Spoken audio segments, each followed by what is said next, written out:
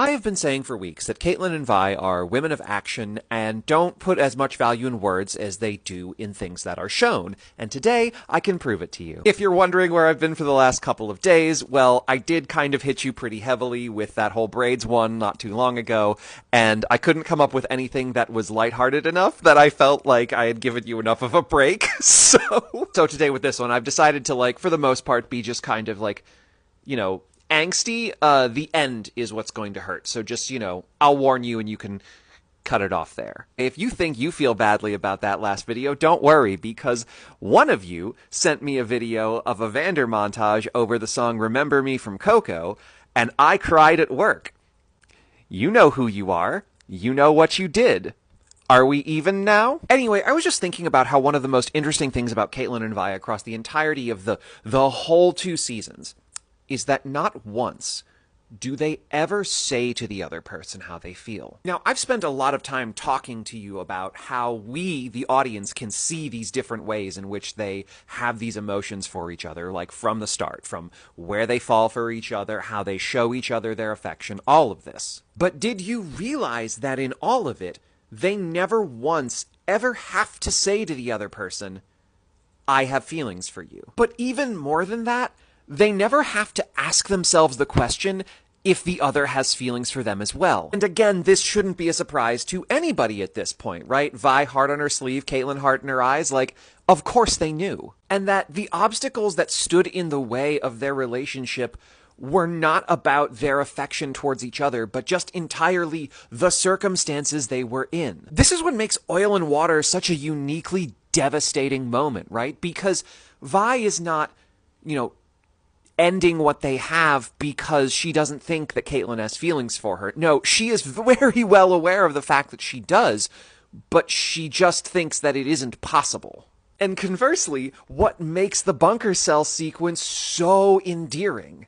Because even at their phase when they are completely apart from each other, the problem was never, and they both knew this, the problem was never that they did not have feelings for the other person, or that they didn't think the other person had feelings for them. This was just understood. This was an understood fact between the two of them, that they had this affection between them, and that wasn't going to change. The only thing that was in the way was the rest of the world. And it is such a rarity in media at all to see relationships portrayed like this, much less queer relationships, right? The will they, won't they of unrequited attraction is a trope that has been used in television shows for decades at this point. And that the energy of yearning it creates between characters is a very compelling narrative, right? I mean, comedies of missed communication and misunderstandings date all the way back to Shakespeare, if not earlier. But in this era of media, or at least for the past decade minimum, it's so refreshing to see the question being asked not be, do they love me in return, but will our love overcome what is around us? And this is because the stakes are higher. The possibility of the answer to that question being no is exponentially higher than the question of, do they love me in return? Because what a person will do for an unrequited love can often pale in comparison to what a person will fight for when a love that defines them is on the line. And that's my segue into the pain part, so here's your cutoff warning if you don't think you can handle it. This one's not that bad, though. At any point in the series, when Caitlyn gets injured or is in pain, what she does is she closes her eyes and scrunches her face. She screws it up in pain.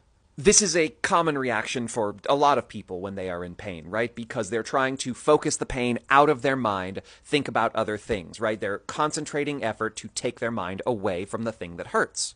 There is one time in the whole series that Caitlyn does not that, and it is when Ambessa stabs her. Because instead, rather than closing her eyes go wide. And as many of you remember me saying, Caitlyn's eyes are the windows to her soul. And the only reason that someone with Caitlyn's training and understanding would let her eyes go wide in a moment of vulnerability in a battle situation is because Caitlyn did not think that she was going to survive the next several moments. As soon as she knew that she failed to get Ambessa, she knew it was over.